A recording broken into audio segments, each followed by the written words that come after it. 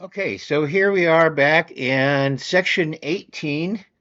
We're getting close to the end here, guys, so let's try to our best to just soldier on here.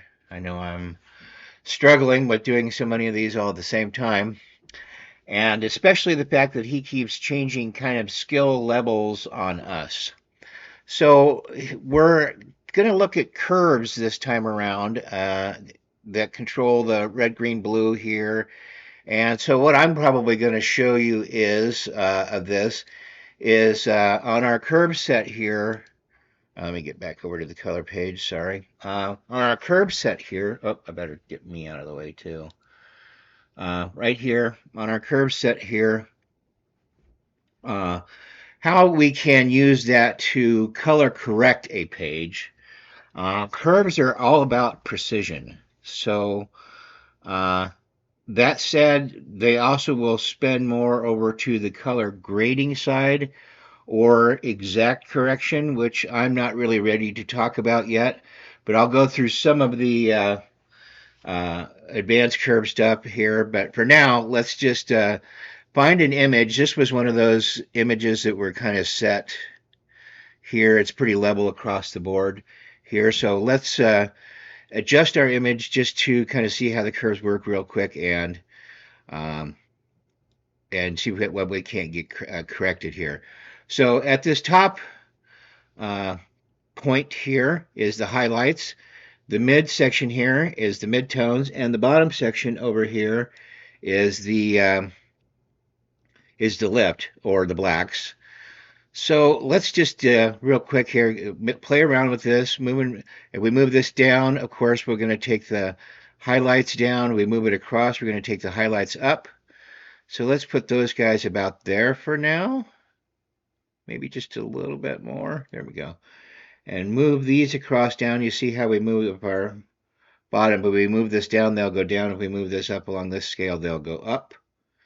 So let's move those down a little bit and starting to crush a little bit in the middle.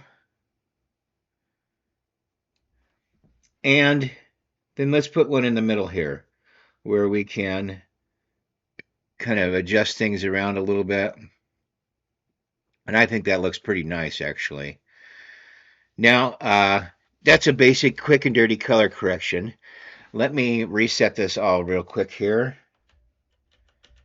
Uh, so now that I have the top and the bottom done, and it's important, let's go back all the way to the beginning, as a matter of fact.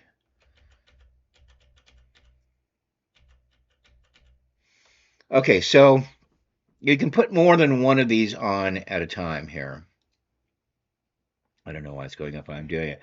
And so when these actually act as an anchor too. So if you wanted to say color correct the top here, move our bits pieces on the top, you can do that, but this will serve as an anchor. So also if you wanted to move those down, either side of these 2 points will serve as an anchor so that you're just kind of correcting that one spot. So this guy, as we look at our graph here, these spots represent a certain point. So if I move over here, see this spot moves towards the black on the bottom here, and this towards the middle, and this towards the top, and this, of course, the very top. Okay, let me run back over to color and reset the whole thing. Okay, so here we are back to the beginning where the next point to understand here is that we can disconnect this. We can unchain this, and Y um, is just the luminance.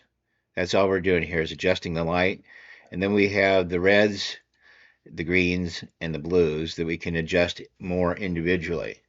Why is that important? Well, let's jump over here to let's reset this again, and I'll show you why that might come in handy. Let me find the other one of these. There was another one of these that really required some uh, more, oops, sorry, parade. So let's look at this. Let's first off snap all these back together here.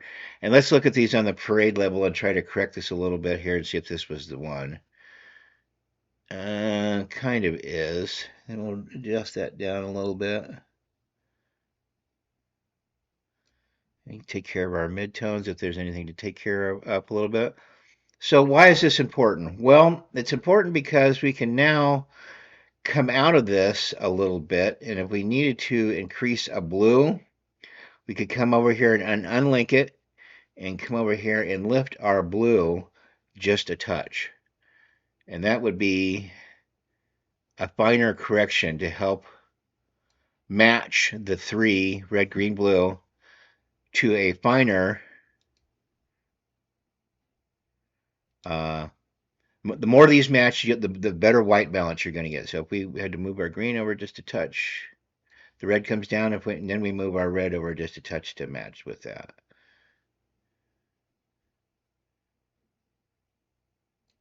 That would be the reasoning behind that. You see, we still have a blue in there that's not quite there. You could fool around with this forever, but that's just one reason why somebody might choose to use that. At least the ones that I can see for right now. Obviously, as I keep saying here, I'm concentrating more on color correction right now than I am color grading because, for one, it's just out of my skill set at this point in time. And two, the class after next is completely about color grading, color correction and color grading. And then when we're going to be able to be getting into the other curves, for example, hue versus hue, where we are changing things like this, an overall color. What else we got here? We got hue versus saturation, and we can show how put our anchor points on here and change things. And yeah, it's very complicated, and this instructor did not do a fantastic job of explaining it. So therefore, I'm going to put it off for the whole color grading course that's coming up next. All right, so back to our beginning here and over here to our uh, waveform page. I think that kind of covers us pretty shortly here. Yeah, that's curves and the basic way of how to use them for right now. Next coming up is section, let's have a look. Coming up is section